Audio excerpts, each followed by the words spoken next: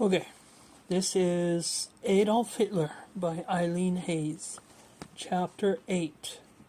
The Tide Turns. There are two possibilities for me, to win through with all my plans or to fail. If I win, I shall be one of the greatest men in history.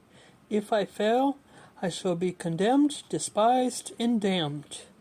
Adolf Hitler, November 1936.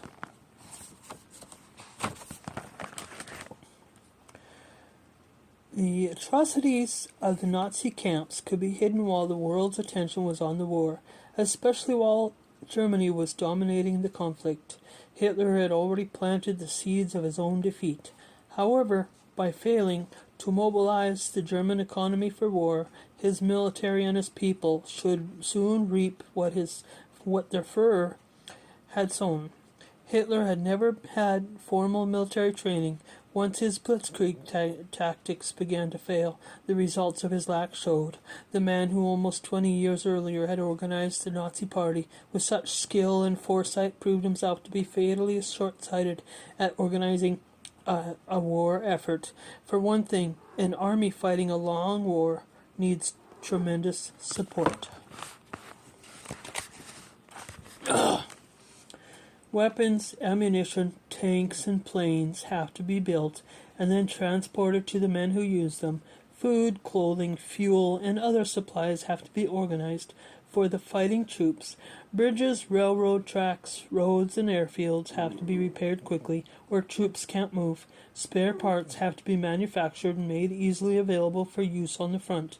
These are tedious but critical details, and Hitler had little interest in them.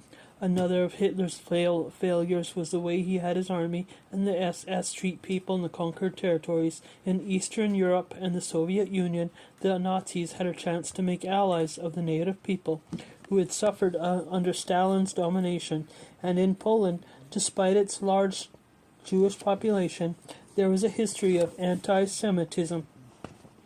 If the Germans had tried to win over these conquered peoples, Hitler could have had an important source of labor and military recruits. Instead, the Nazis treated the Slavs brutally, sometimes wiping out whole villages on flimsy pretexts. Millions were dragged from their homes and sent to Germany to work as slaves. Inevitably, the Nazis managed to inspire in the conquered people a loyalty to the communists that they had not felt before. The year 1942 was one of the victories for Hitler, but also one of the increasing difficulty. Germany gained control of much of North Africa, and German submarines sank British and American ships in the Atlantic faster than the Allies could replace them. By late summer, the Axis powers held much of the northern and southern shores of the Mediterranean, as well as territory north to the Arctic Circle, west to the Atlantic Ocean, and east to the Volga River.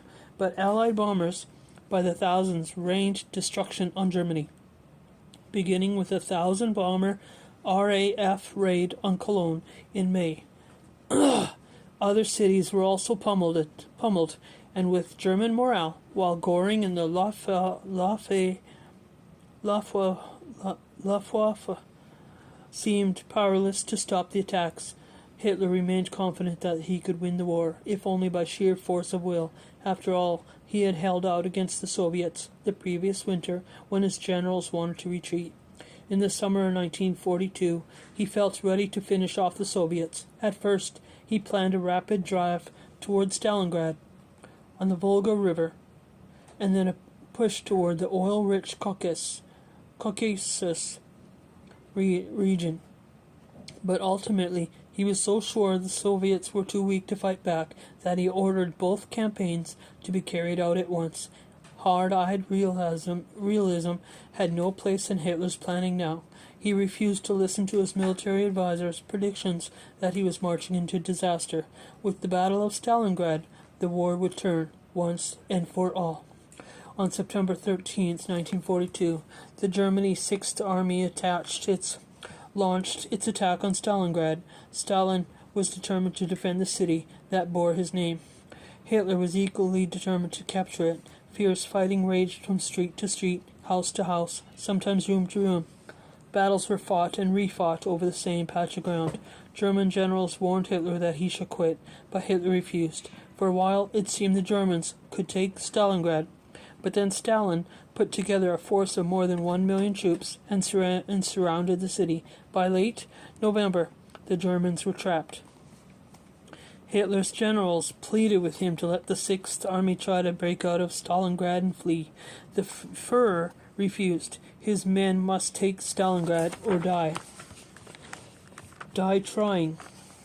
Goring, by now feeling he had to prove himself because his Luftwaffe was failing so miserably at stopping Allied bombing raids, promised Hitler that he could airlift enough supplies to the Stalingrad troops he'd even come close. Toward the end of the year, the Germans made one last effort to reach Stalingrad and rescue the troops there. The Soviets stopped the drive in its tracks. On January 24, 1943, General Friedrich Paulus, leader of the Stalingrad troops, begged for permission to surrender. He described the situation bluntly: no ammunition, no food, no medical supplies for the 18,000 wounded soldiers. Further defense senseless. Collapse inevitable, Paulus said. Hitler forbade surrender. This time, though, his military men defied him and gave up anyway. Thus, in the first week of February 1943, did the Battle of Stalingrad end. About two-thirds of the 3,000 German troops sent to Stalingrad had been killed, and the Luftwaffe managed to evacuate about 29,000 wounded. The rest were marched off to prisoner of war POW camps. Only about 5,000 Germans survived to see their homeland again. Around the same time, German troops in North Africa was meeting with their new disaster. Hitler's plan had been pushed south through the Caucasus and meet up with Axis troops heading east across North Africa. But in the fall of 1942, British forces defeated the Germans at El Alamein, Egypt, and shortly after, Allied troops landed in northwest Africa. By the end of the spring of 1943, the Germans had been driven from the African continent. About 140,000 Germans and as many Italians were hauled off to POW camps, and the Allies were in a position to menace the Axis powers from the south. Throughout 1943, Germany was beaten back on several fronts. A July offensive against the Soviet Union around Kursk threw 500,000 Germans into a tank battle that ended in defeat in a matter of weeks. The Soviets retook the Ukraine and kept pushing the Germans back all along the battlefront. The German submarine fleet was knocked out in the Atlantic.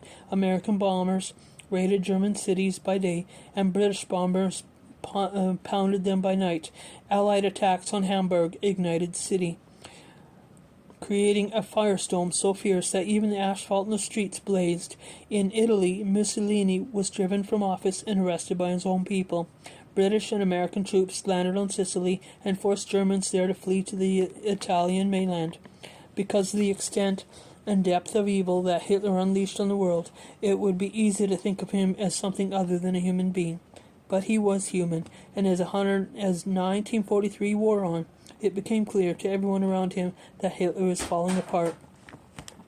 Nightmares haunted him after Stalingrad. His moods swung widely, and he was plagued with stomach cramps, headaches that lasted for days, insomnia, and a tremor in his arm and a leg. He began each day with an amphetamine injection before he got out of bed, then took several more shots throughout the day.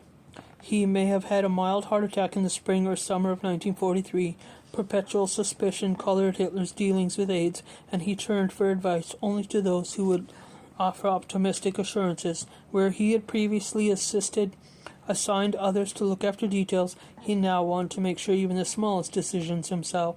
He refused to visit the bombed cities or the battlefront, trying instead to run the war by consulting his maps. He talked of developing a secret weapon that would turn things around, and still hoped the British would join Germany in a fight against communism. Hitler became more unpredictable than ever and refused to listen to any opposition to his decisions. When confronted with information about rising Allied arms production, he dismissed the reports as propaganda. His orders became so bizarre that even Himmler remarked that Hitler was mentally sick. By now, the battle instincts Hitler had always relied on were of no use whatsoever. Hitler had not understood the logistics of getting arms from the factories to the troops. German supply lines were hopelessly overextended. As a result, although German factories were producing plenty of ammunition, soldiers in the trenches were running out. The noose tightens. Early 1944 found the British and Americans slowly pushing north through Italy and the Soviets taking back territory in the east. On June 4th, 1944, the Allies captured Rome, but the decisive Allied return to the European continent occurred 2 days later. On June 6, 1944, the Allies finally opened the second front that Hitler had feared with the invasion of the continent from the north, making their D-Day incursion at Normandy on the northern coast of France. The Allies surprised Hitler and his generals. The Germans had anticipated the invasion, but they had thought it would take place at Calais, where the English Channel was narrowed. Sure that the Normandy landing was a decoy, Hitler waited more than 3 weeks before he agreed to move troops from Calais to help the swamp soldiers fight near Normandy.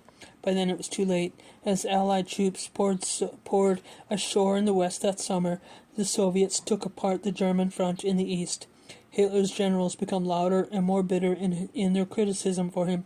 For some reason, he infuriated them by reversing their orders and meddling in defense production plans. Finally, a few German officers decided that they had had enough and plotted to assassinate the Führer.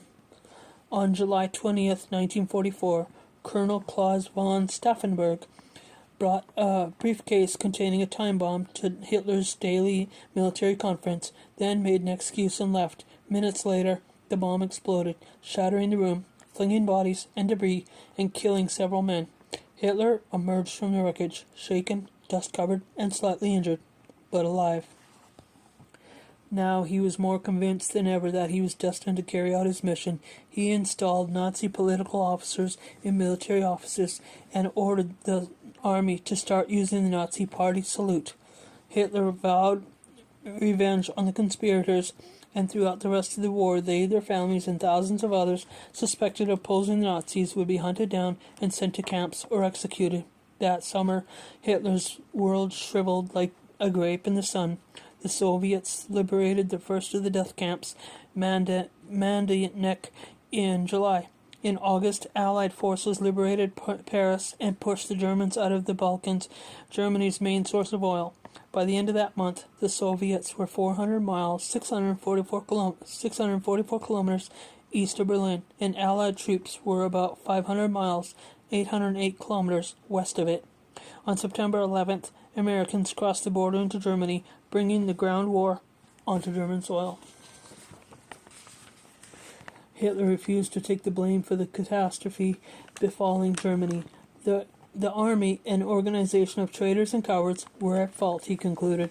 In October 1944, he created a party-controlled force consisting of every able-bodied male between the ages of 16 and 60 to defend the fatherland. Predictably, the untrained and ill-equipped Volkssturm, or People's Storm, accomplished nothing. Desperate, scratching frantically for any shred of hope, Hitler decided that a bold, surprising move was called for, the kind that had won him such astonishing victories at the start. He ordered a new attack through the Ardennes, where German troops had succeeded so grandly in 1940, with the aim of capturing the Belgian port the Allies relied on for supplies. But Germany no longer had the sources for such an ambitious attack, and the generals knew it. As always, the Führer dismissed their objections. On December 16, 1944, Germany surprised the Allies with this new Ardennes offensive, also called the Battle of the Bulge. Germans inflicted heavy losses on the Allies, but Hitler's generals had been right. By Christmas, it was clear the attack had failed. In January 1945, Hitler authorized a retreat. Tens of thousands of lives have been lost for nothing. End of 8.